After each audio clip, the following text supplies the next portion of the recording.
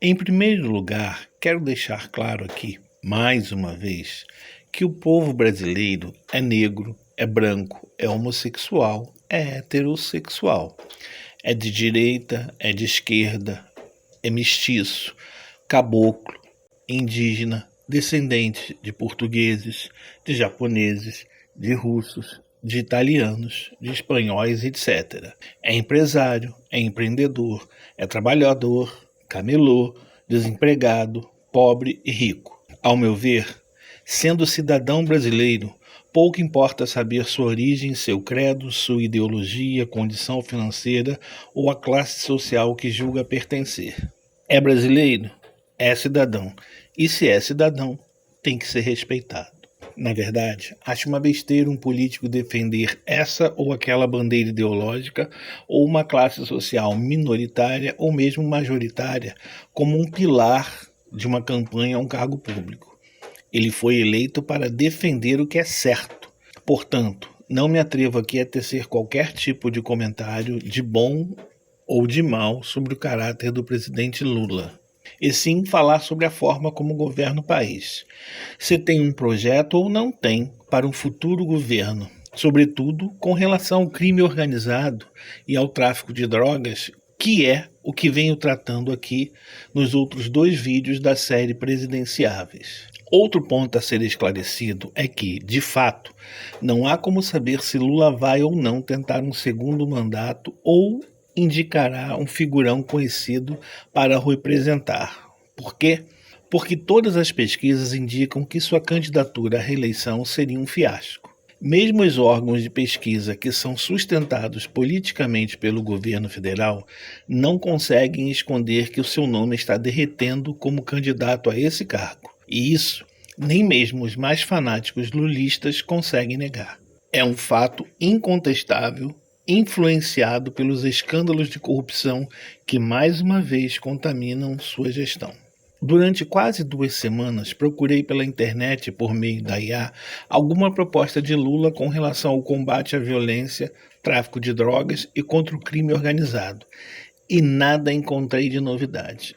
Todos os projetos que a IA apontou já foram objetos de campanhas anteriores, os quais nunca foram colocados em prática durante seus sucessivos governos.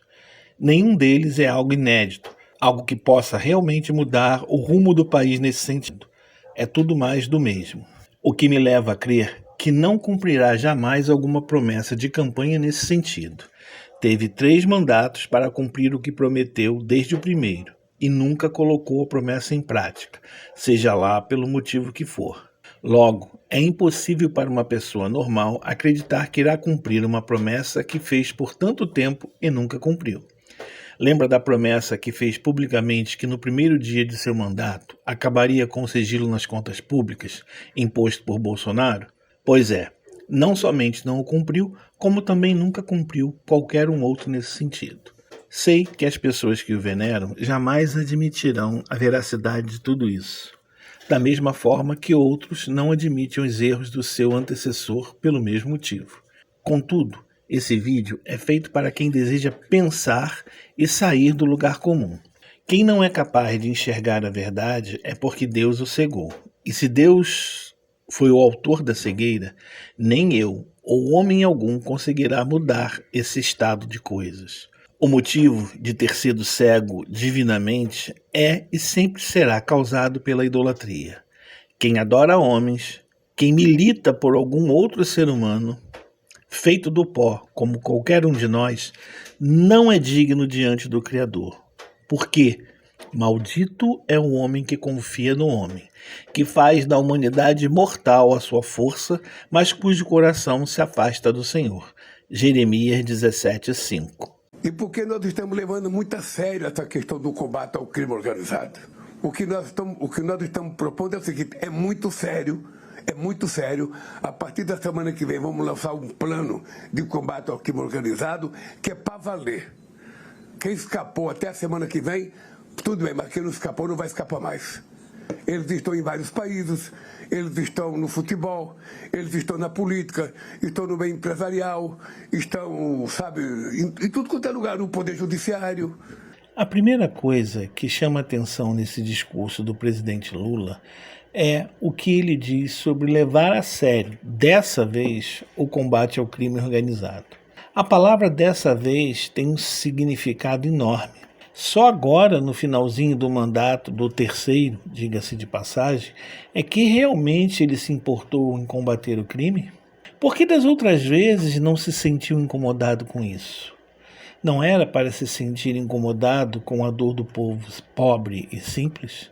Não são estes as principais vítimas desses criminosos? Tem algo muito errado nesse discurso. A impressão que se tem é de que nunca se importou com o combate à criminalidade, simplesmente porque ele próprio nunca foi atingido por ela. Isso pode dar a entender para seus adversários políticos que Lula faz parte do problema. Nunca, jamais foi a solução para resolvê-lo.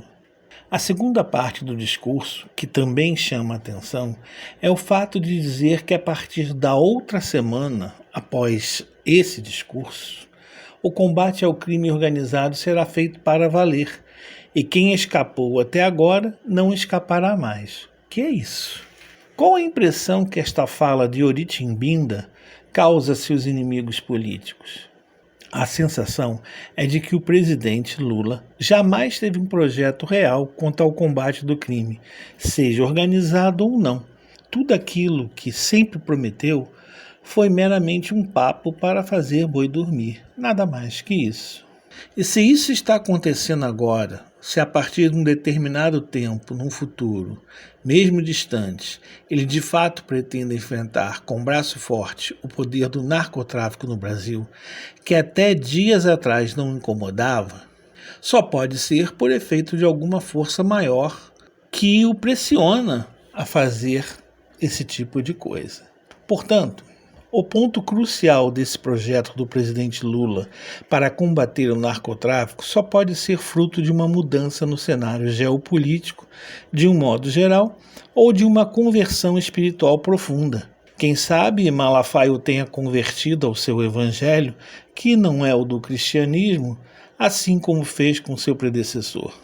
Quem sabe agora Malafaia até o chame de irmão em Cristo e participe de comícios do PT para ajudar na campanha à reeleição.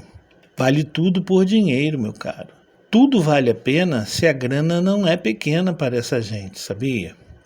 O que aconteceu para que mudasse de opinião acerca do crime organizado tão rapidamente assim? Há poucos meses, esses caras não eram considerados para ele nada mais do que apenas facções criminosas.